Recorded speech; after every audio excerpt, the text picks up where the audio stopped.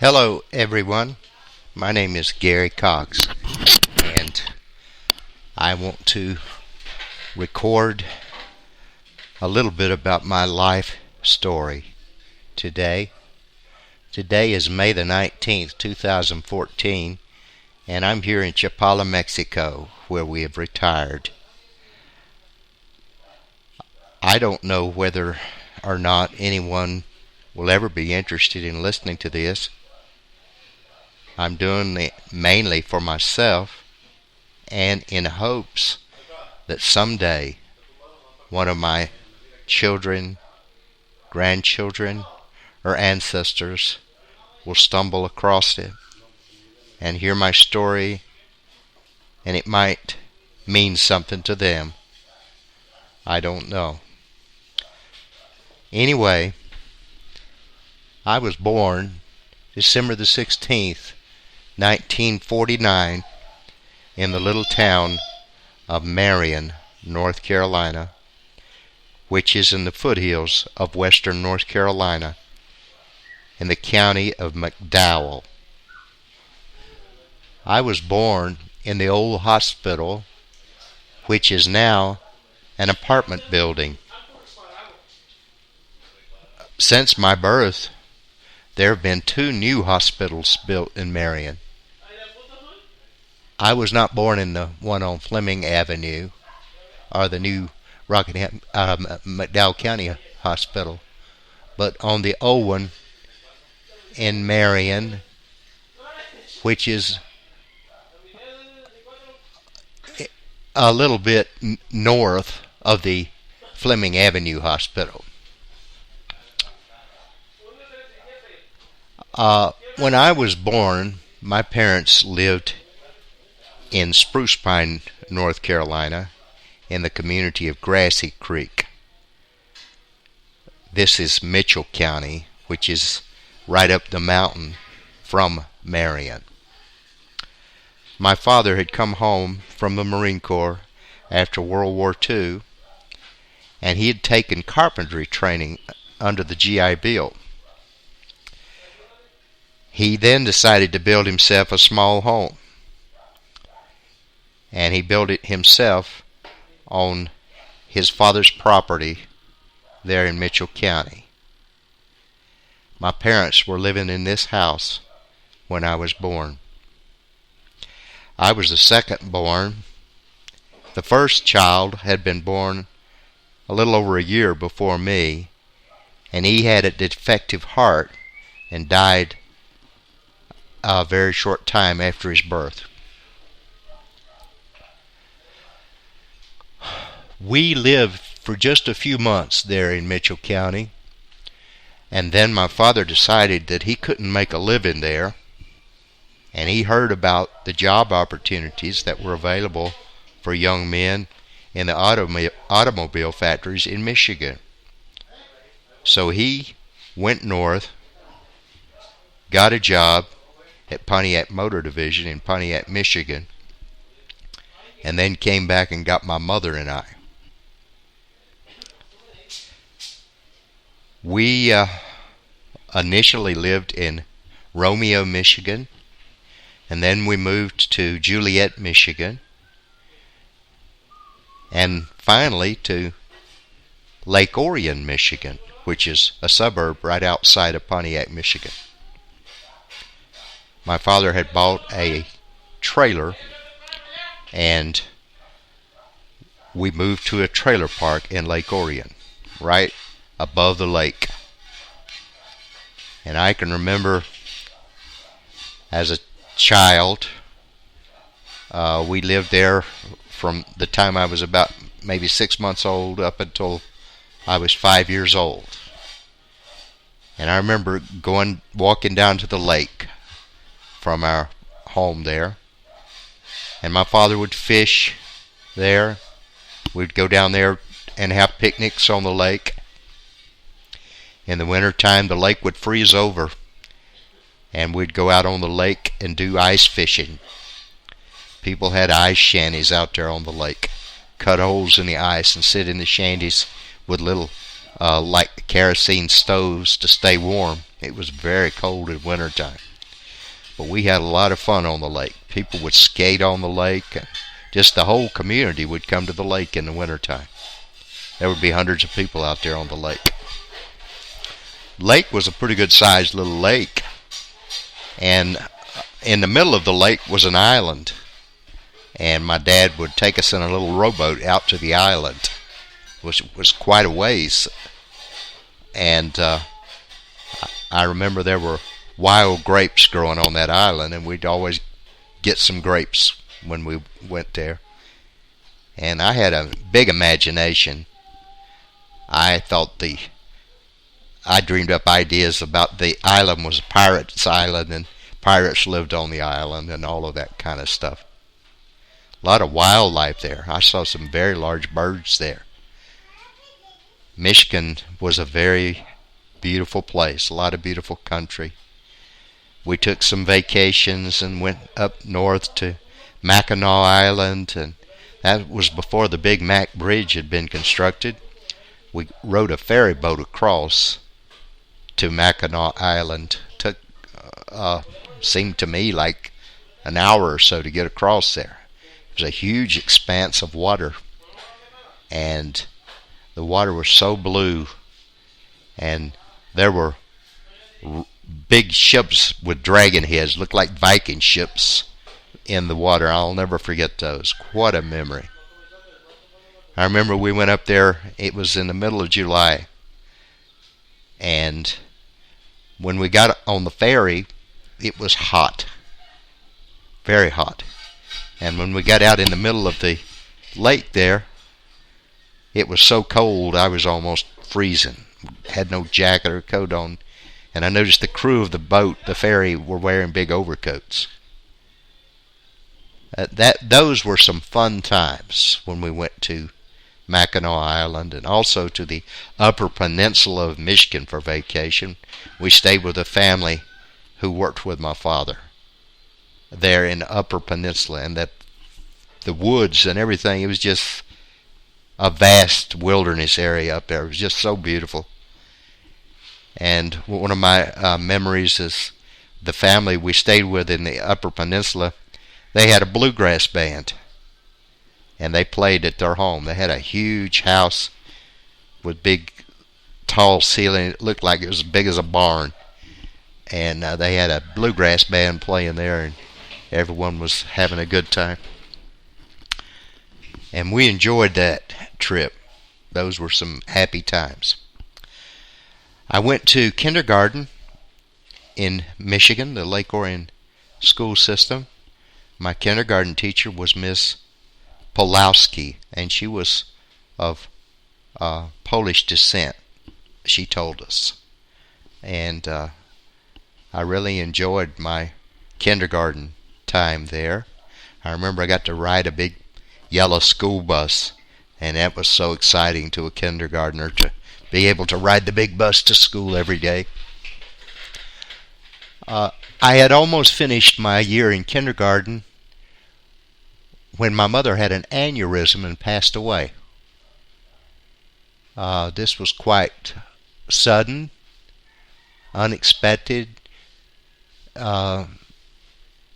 My brother, who was 2.5 years younger than me, was about 4 years old, and I was about almost 6 when this happened, still in kindergarten.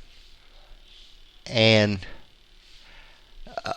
my mother had just had a baby 4 weeks prior to her death, little Dennis.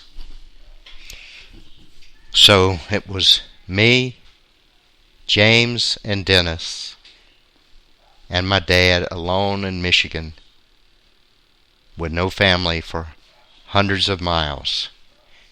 And my mother had passed away.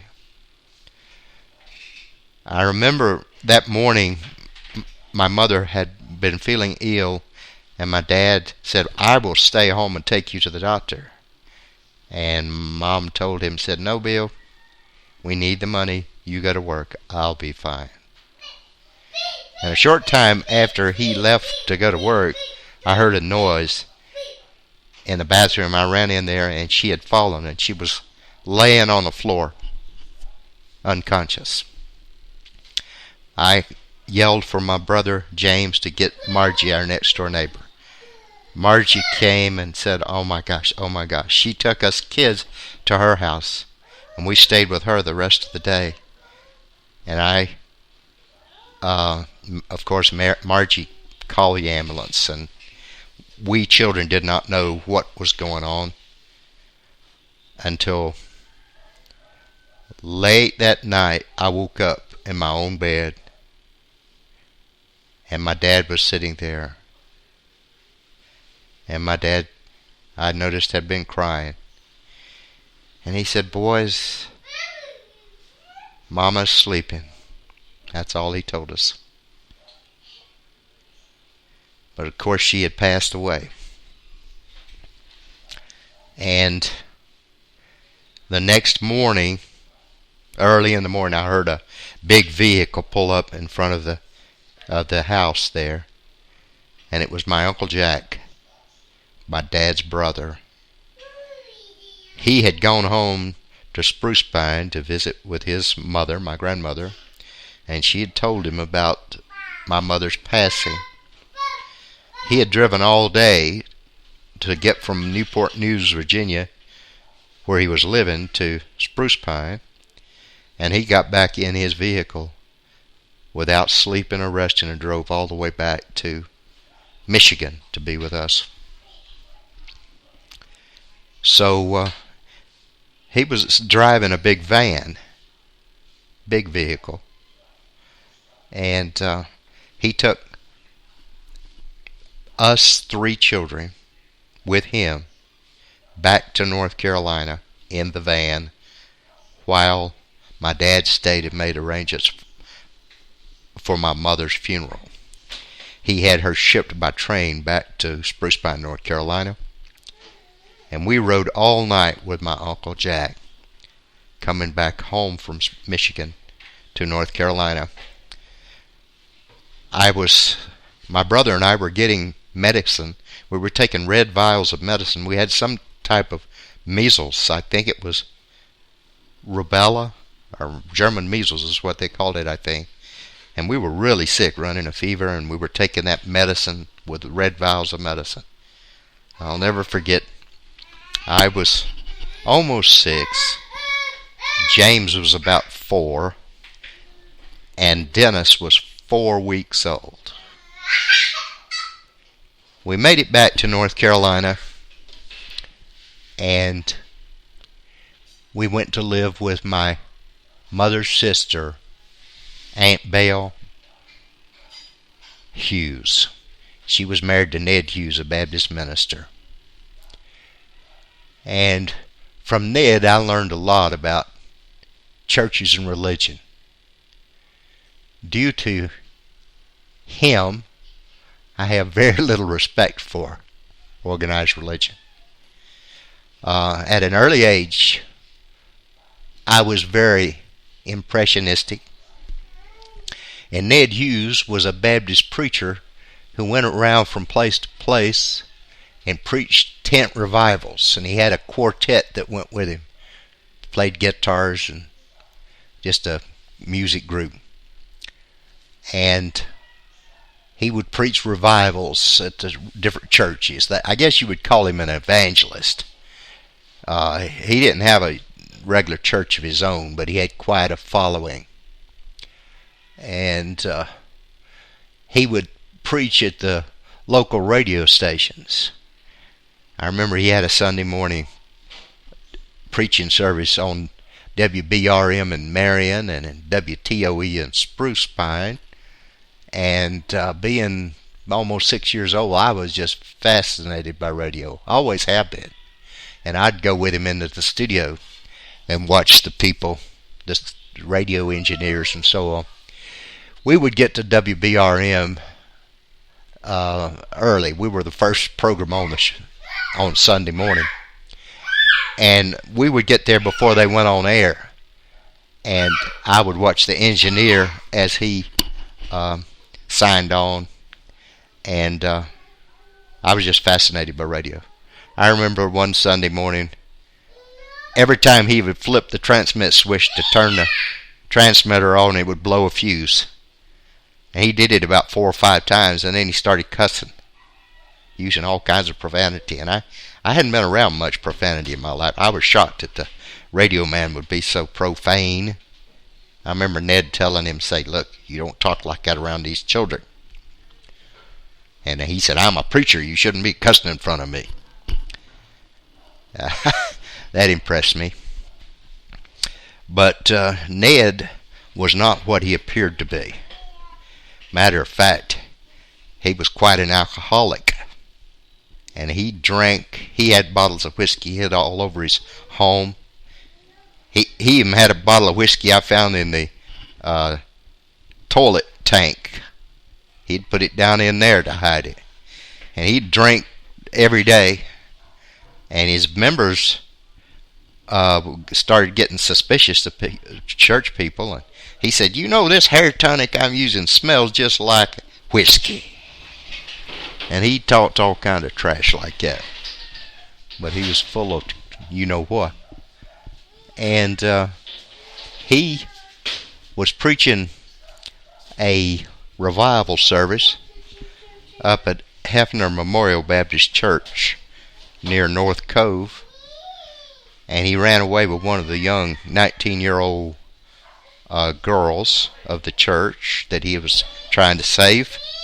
And they were not heard from for about 6 weeks. And it was found that they were down at Myrtle Beach. But that's the type of preacher he was. And that's why I got a very low opinion of preachers. But anyway, he continued to get in trouble, and finally he was totally, I guess you call it, defrocked by the Baptist Association. They didn't want to have anything else to do with him. And he was always getting into more trouble. And he got into, I don't know what kind of trouble it was, but he ended up in the State Department of Corrections. And the last time we saw him, we were in the car going somewhere, and there he was on a prison road gang working as we drove by, and the guard was standing there holding a shotgun.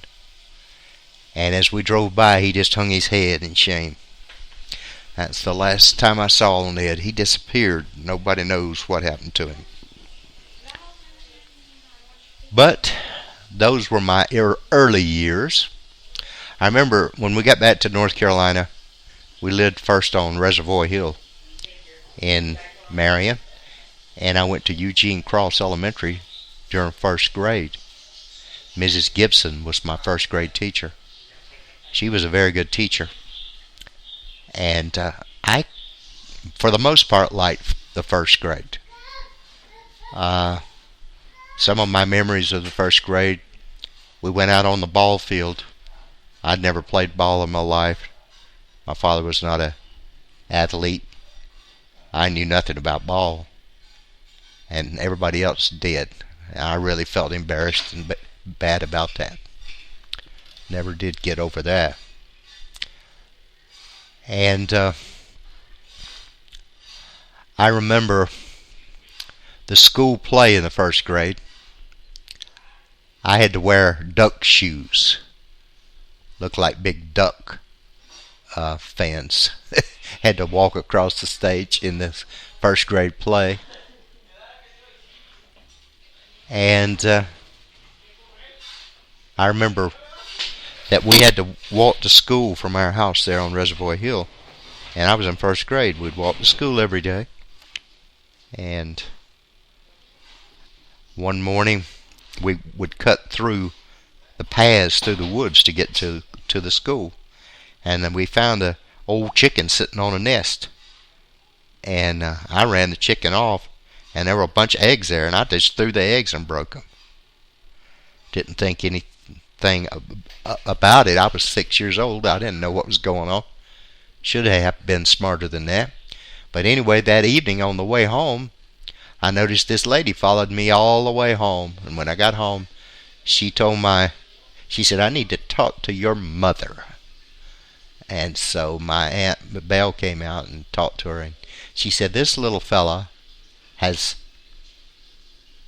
run my chicken off, and broke all my eggs. And someone's going to have to pay for those. And boy, I was in trouble then. I got a spanking. And Aunt Belle told me, she said, you will go to prison for destroying state property. You will have to work to earn the money to pay this back. And don't you ever do anything like this again, or you will end up in prison. Well, that scared me to death. I was scared to death I was going to jail. And I was very careful after that never to do anything like that again. But we moved from Reservoir Hill after the first grade and moved to Valley Street, which is up on the hill behind the Harvest Drive-In. And we lived there on Valley Street from then until I graduated from high school. Right after I graduated from high school, that fall I went to Appalachian, and my parents built a new home and moved into a new home. But I remember that old house on Valley Street. It had belonged to my dad's oldest brother, and it had been built back in the 30s. It was just a frame house with no indoor bathrooms. It had a sink and a pump that pumped water from the well, and we only had a wood stove in the living room. That's the only heat we had, and it was a cold and uninsulated house, and we had to take our baths in a big round bathtub, and my mother had to heat water on the stove for the baths, and it was something, buddy. The house was so cold in the wintertime. At night the fire would go out and it would be freezing inside the house. Many times I've woken up and snow had drifted in through the cracks in the house on my bed. And I was responsible for getting the wood split in the evening when I got home from school, and for feeding the chickens and the pig, gathering the eggs. So I rode the school bus to Marion Elementary School and rode it home, and we'd get home about 4 o'clock in the afternoon. We were one of the last people let off of the bus in the evening.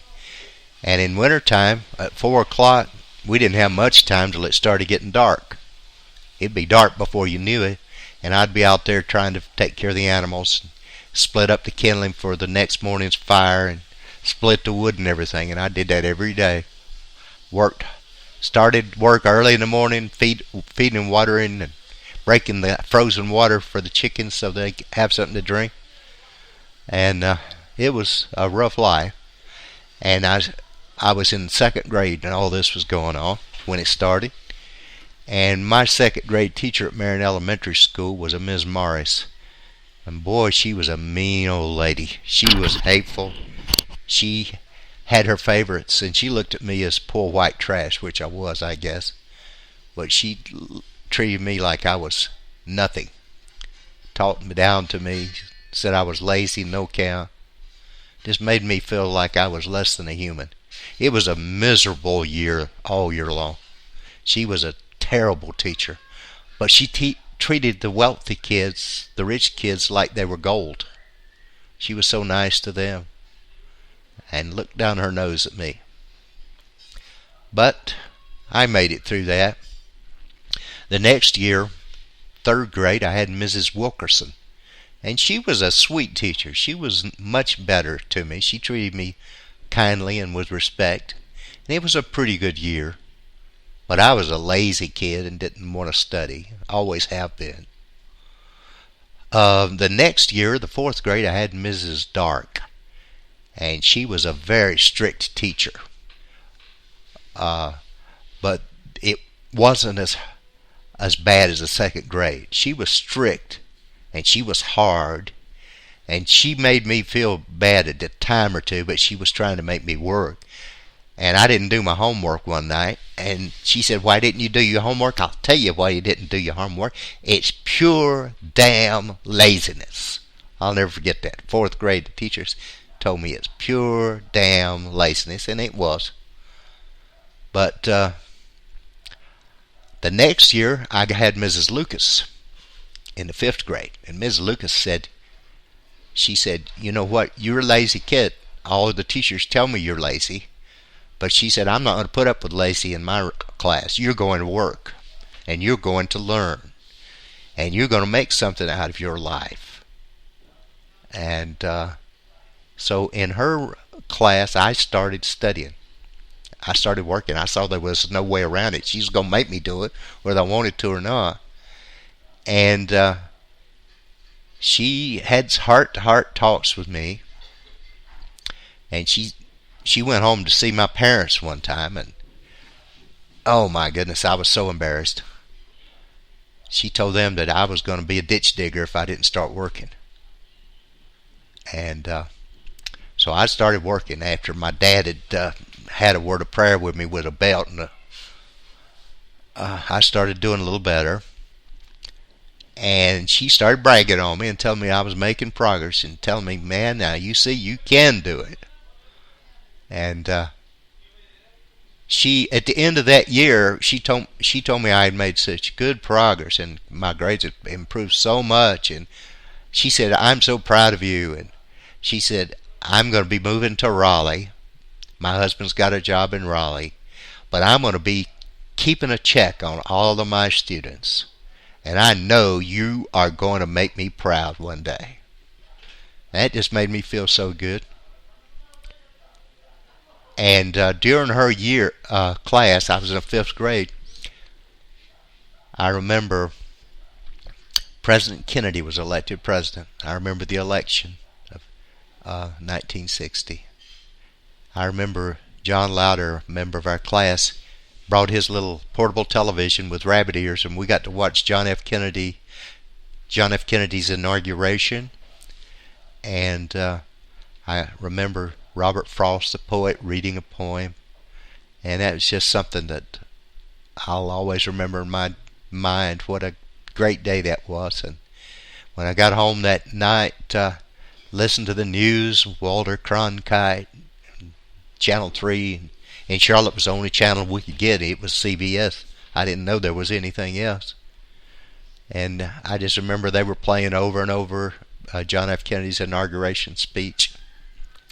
What a great speech it was. What a great new beginning for our country. Everybody was so excited. We had a new president, a young president, who was a war hero. And it would be a big change from the previous administration. Dwight Eisenhower had been president for the last 8 years. And he had been very conservative and like a grandfatherly person, whereas John F. Kennedy was a new leader, a young man who would get things rolling again. Things hadn't been bad under Eisenhower, it'd been good times, but things were going to be better under Kennedy, is what everyone seemed to think. And then the next year was the 6th grade. They put all the slow learners and hard to manage kids in Mr. Ledbetter's class. And Mr. Ledbetter was the principal. And if a teacher was having problems with a kid, they always went to Mr. Ledbetter's class because he was strict, the principal. He taught class the first half of the day, and then after lunch we had a lady came in and taught the rest of the day. And I remember Mr. Ledbetter, his name was Otis Ledbetter. And there was a commercial on television at the time, Big Otis. So we behind his back called him Big Otis because he was big and tough. And remember, he met with me and told me, he said, listen, doesn't your father work for the Department of Corrections? And I said, yes, he does. I know your dad, and I'm going to keep him informed on what you do this year. And I thought, oh no, this is going to be bad. So I knew I was going to have to straighten up because everything I did, my dad's going to hear about it. And Big Otis was tough too. Every time you misbehaved, he had a big long paddle with holes drilled in it. I got more paddlings than you can believe. Each time I got a paddling, my dad gave me another beating when I got home. So I had to straighten up.